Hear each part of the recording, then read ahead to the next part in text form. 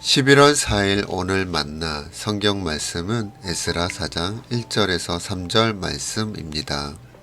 유다와 베냐민의 대적은 사로잡혀 갔다가 돌아온 사람들이 주 이스라엘의 하나님의 성전을 짓고 있다는 말을 듣고서 스룹바벨과 각 가문의 우두머리들에게 와서 말하였다. 아시리아 왕 에사라돈이 우리를 여기로 데려왔을 때부터 이제까지 우리도 당신들과 마찬가지로 당신들의 하나님을 섬기며 줄곧 제사를 드려왔으니 우리도 당신들과 함께 성전을 짓도록 하여 주시오.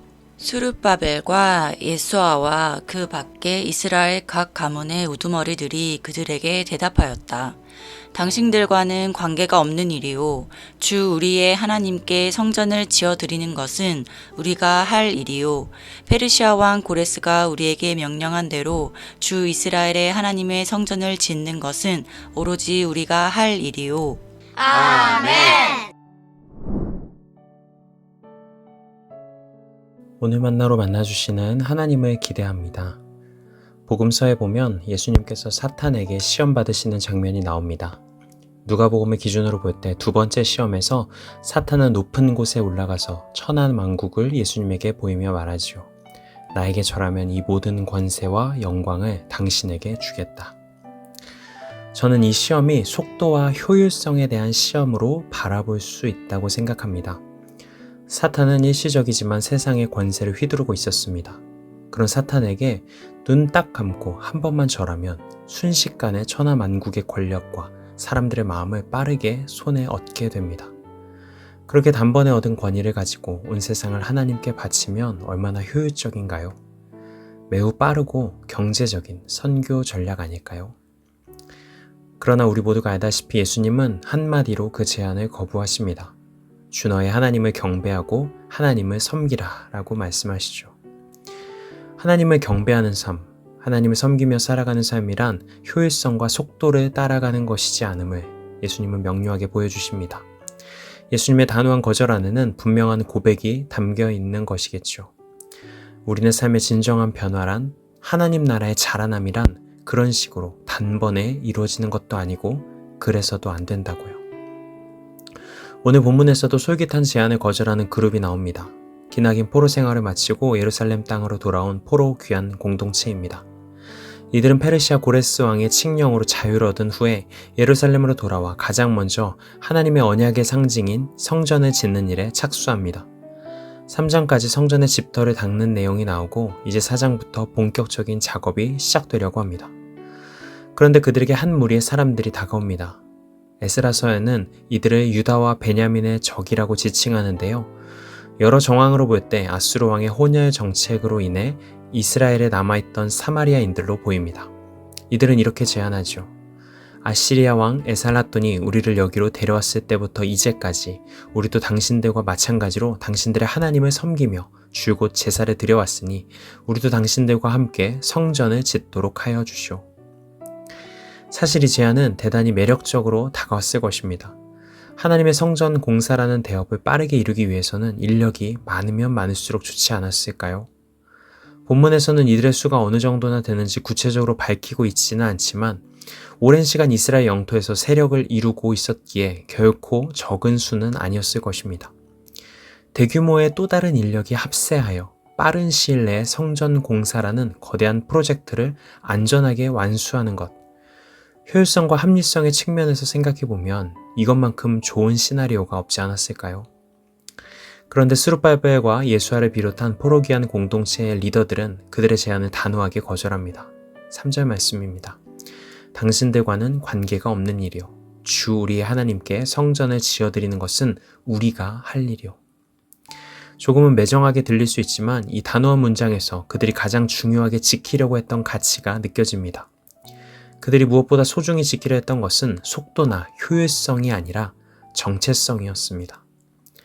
눈앞에 주어진 과업을 얼마나 빠르게, 얼마나 효율적으로 이룰 것인가의 문제가 그들에게 중요했던 것이 아니라는 것이죠. 그보다는 우리가 누구인가?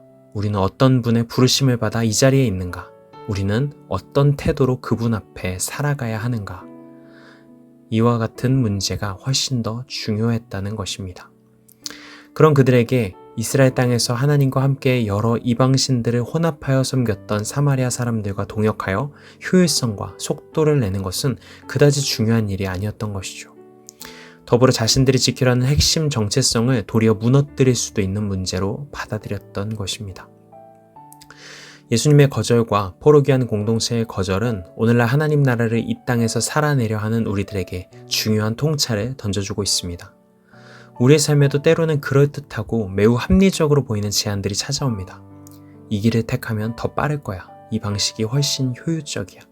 어차피 결과만 좋으면 되는 거 아니야. 하는 유혹이 우리의 존재를 교묘하게 흔들려 할 때가 있죠.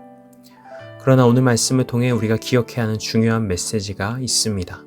속도와 결과 중심의 세상 한가운데서 우리가 믿음을 가지고 살아간다는 것은 단지 무엇을 이룰 것인가의 문제에 함몰되어서 살아가기보다 어떤 존재로 살아갈 것인가를 묻는 여정이라는 것이죠. 예수님은 단번에 온 세상을 얻을 수 있는 유혹 앞에서도 나는 누구를 경배하는 사람인가? 라는 정체성의 질문을 놓치지 않으셨습니다. 수르바벨과 예수와도 마찬가지였죠. 얼마나 대단한 일을 빠르게 이룰 것이냐 보다 어떤 관계 안에서 어떤 정체성을 지킬 것인가를 더 중요하게 여겼습니다. 그들이 선택한 길이 더디고 외로워 보이고 때로는 손해처럼 느껴질 수 있겠죠.